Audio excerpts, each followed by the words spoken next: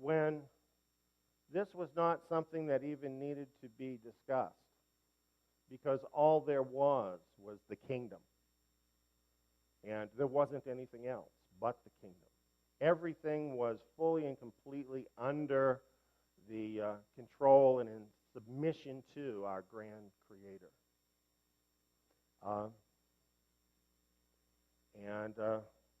Where things start out, my first book here is about all the things that happened prior to the flood. Basically from before the creation till the flood. And this period is formative. This is the period where Yahweh basically set out what His order was going to be for mankind here in this earth. And that's what's important about this particular period of time. What Yahweh did in the garden with Adam, the first man, and with his wife Eve, and the things that Yahweh said to him, it tells us right there in very simple terms what everything is all about. And it started out that the first man and woman really lived in the kingdom of Elohim, and they had a beautiful home there. They did not know the word trouble. They did not know the word suffering. And the things that are so common in our world didn't exist in that world. Every day they walked in the garden with their Maker. Think about it. In perfect harmony. And then a rebellion came onto the scene. An unseen spirit being decided that he wanted to be God. And through deception, he turned our first parents away from obedience to the first commandments that were ever given to mankind. And disobedience is what brought all the trouble into the world that we see all around us.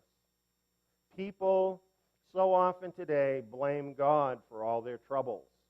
They say, why did God let this happen to me? Why did God let this person I love get cancer or die or whatever else it might be? But you see, all the trouble and sorrow and death in the world is not God's fault. It's because our first parents disobeyed God. It's like throwing a little pebble into the middle of a pond. And then what happens? Those rings go out from that pond. They create consequences far beyond what you might think when you throw that little pebble in. And all of us, all the generations, continue to experience that. So from that happening, there became a fracture in the creation between the Creator, who had a perfect plan for everything, and the rebels. And here on planet Earth, the rebels came to far outnumber those who were faithful, those who continued in obedience. And there has always been only a small number. There's always been only a remnant who recognize the necessity of obeying our grand Creator. Surely His claim to obedience is absolute. It's beyond question. He is our Creator. We belong to Him. So on what basis does anyone have a right to rebel against Him? And yet that's exactly what happened. So that people have become really alienated from Him. Well, from the very beginning when this happened on the basis of hope, because He Himself, in sentencing the first parents plus the perpetrator of all of this, laid out how things would go. That there would be enmity between the seed of that serpent and the seed of the woman. And eventually, the seed of the woman was going to crush that serpent. And then all of this rebellion would be over and all the trouble that has come with it. This was the hope that was laid out from the very beginning. And after having received the sentence of disobedience and having received this message of hope, our first parents were driven out of their paradise home, having to deal with thorns and thistles and getting old and getting sick and dying. And it took them 900 years to die. We don't live so long today. But see, they were so close to perfection compared to us. And some people today would tell us that we are evolving into a higher life form, higher and better. And what has really happened to us is that our technology has evolved. We've had some time to figure out how to make some gadgets, like this thing I'm talking through right now. But has that made man better? The truth is, we have degenerated from generation to generation. And that really is the fact. Everything is moving towards a certain point in time. And a critical point in time where if the Creator does not intervene, you see, we will come to our end. It is inevitable that it must happen. And this is something he saw from the very beginning. And in those early days, he developed a righteous seed in the earth, the seed of Seth. And that righteous line carried the torch of righteousness in the world, while the rest of the world gave in to wickedness.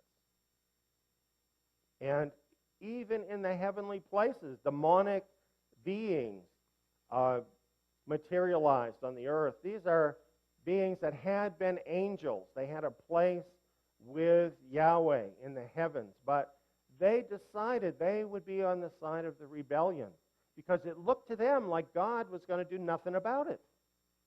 They thought that they could disobey without consequences. You know, it often seems that way because if you disobey God, you don't have a lightning bolt strike you. You don't have a sledgehammer come down from the sky and wipe you out. And to many people, they'll do something against God, and they'll see no consequences in their life. And they think, oh, well, you see, God doesn't care what I do, so I'm going to do whatever I want. And that's what they did before the flood. And the world before the flood became so wicked, the scriptures tell us, that all they thought about was evil all the time. And it became so critical that Yahweh had to give the world a good washing. And that's what he did.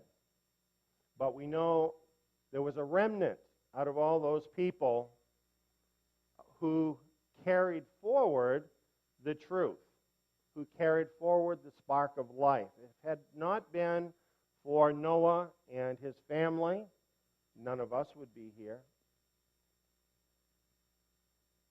You know, what happened was Yahweh started telling Noah some really crazy stuff. Like, there's going to be water coming out of the sky. They had never had a raindrop. You can't even imagine it, you know, if you've never seen a raindrop. There's going to be water coming out of the sky, and there's going to be so much of it, it's going to fill the whole earth. So here's what you have to do now. You've got to build a 450-foot long box. And it has to be big enough to hold 2 of every kind of animals. And that was quite a thing that Yahweh said to Noah. Well, you know what? I know that some of you have had Yahweh challenge you. He said to you, well, you need to do this. In fact, in talking with Debbie and Troy, I heard a story a lot like that. Yahweh was saying some things to them. Well, you've got to go do this. And at first they're saying, wow, we need to be sure this is right. This is real different. Well, this is happening to people all around. This is what happened to Dawn and I. Yahweh started talking to us about certain things He wanted us to do. And that's why I'm here right now, because that happened.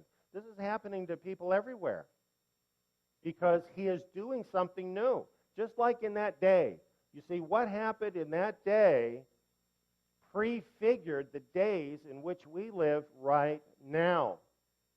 And just like there were 8 people that Yahweh could work with that would do His will unconditionally, in this world today, there is a remnant of people that are willing to say yes unconditionally to Yahweh.